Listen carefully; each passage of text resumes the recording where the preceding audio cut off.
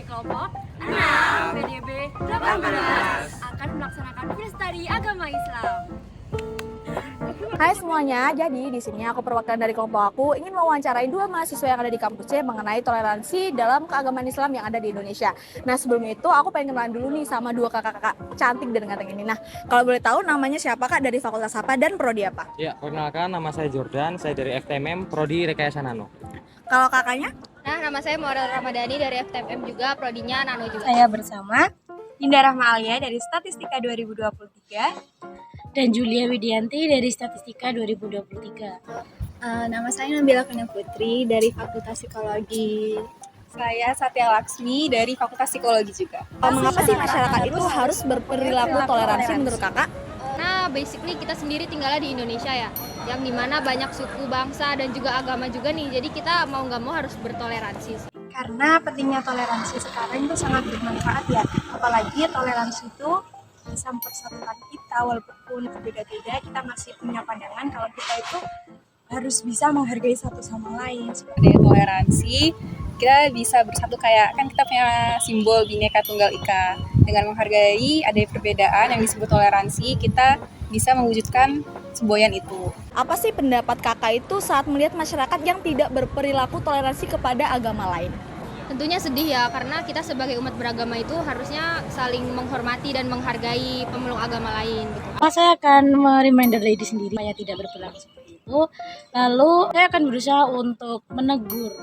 Perilaku itu bisa dibilang salah ya, karena kalau ada orang yang tidak menerapkan toleransi, persatuan itu bisa kemungkinan besar susah untuk terjadi. Apa yang menyebabkan kurangnya sikap toleransi? Mungkin lebih ke edukasi dan juga fanatisme terhadap suatu golongan tertentu sih.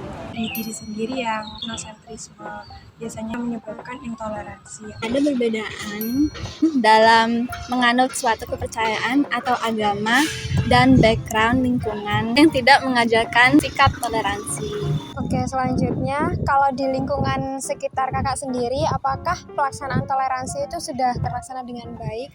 Menurutku pelaksanaan toleransi itu bisa dilakukan jika kita saling menghargai. Dan ini menurutku agak unik ya, kalau kita bisa memahami misalnya kayak agama di luar agama kita, itu menurutku jadi plus point sih, karena kita bisa paham, oh mereka sudah melakukan kewajiban ini.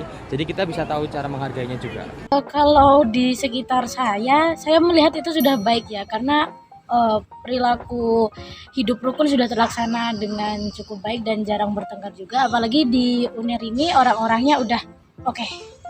Dari keluarga udah sih, alhamdulillah. Terus mungkin sudah, tapi kalau ngomong tentang masyarakat dan negara Indonesia mungkin masih perlu banyak yang diperbaiki karena lingkupnya juga besar, jadi ya sulit untuk menyamakan mindset orang-orang. Oke, terakhir nih, bagaimana sih caranya agar toleransi itu bisa tetap terjaga? Salah satu caranya itu agree to disagree aja. Jadi kita sepakat bahwa kita memang berbeda. Nah, dari keperbedaan itu bukan menjadi sebuah masalah, tetapi jadi sebuah keuntungan bagi Indonesia. Cara supaya toleransi tetap terjaga, yang pertama dari diri sendiri kita, yaitu jangan sampai kita itu saling menghina, saling merendahkan. Jangan sampai, kita harus tetap menghargai satu sama lain walau berbeda. Bisa dengan belajar tentang ground kepercayaan agama yang beda dari kita gitu. Dengan belajar kita juga bisa memahami kan kepercayaan orang lain gimana sih. Terus dengan itu kita juga bisa menerapkan toleransi yang harusnya kita lakukan. Oke, cukup sih udah. Makasih ya atas waktunya. Bye-bye, makasih. Seperti firman Allah terdapat pada surat An-An'am ayat 108. Bismillahirrahmanirrahim. Wala tasubbul ladzina yad'u min dunillahi fayusubbullahu ad'am bighairi ilmi. Kadzalika rayyana likulli ummatin amalahum summa illa rabbihim marji'uhum fayunabbi'uhum bima kanu ya'malun. Yang artinya, dan janganlah kamu memaki sembahan-sembahan yang mereka sembah selain Allah, karena mereka nanti akan memaki Allah dengan melampaui batas tanpa pengetahuan. Demikianlah kami jadikan setiap umat menganggap baik pekerjaan mereka, kemudian kepada Tuhan mereka kembali mereka. Ia lalu dia memberitakan kepada mereka apa yang dahulu mereka kerjakan. firman selanjutnya yaitu surat Al-Mumtahanah ayat 8. A'udzubillahi minasyaitonirrajim. Bismillahirrahmanirrahim. La yanhakumullahu 'anil ladzina lam yuqatilukum fid dini wa lam yukhrijukum min diyarikum an tabarruhum wa tuqsitu ilaihim. Innallaha yuhibbul muqsitin. Yang artinya Allah tidak melarang kamu berbuat baik dan berlaku adil terhadap orang-orang yang tidak memerangimu dalam urusan agama dan tidak mengusir kamu dari kampung halamanmu. Sesungguhnya Allah mencintai orang-orang yang berlaku adil. Firman selanjutnya terdapat pada surat Al-Kafirun ayat 6 yang berbunyi lakum dinukum waliyadin, yang artinya bagiku agamaku dan bagimu agamamu. Ayat ini menunjukkan ketegasan bahwa muslim harus menghargai agama orang lain tapi tidak mencampur adukan ritual agama satu sama lain.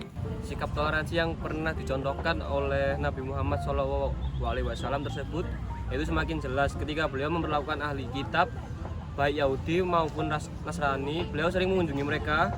Beliau juga menghormati dan memuliakan mereka. Jika di antara mereka yang sakit, beliau menjenguknya dan memberikan hadiah kepada mereka pemuka agama baik kaum Yahudi ataupun kaum Nasrani.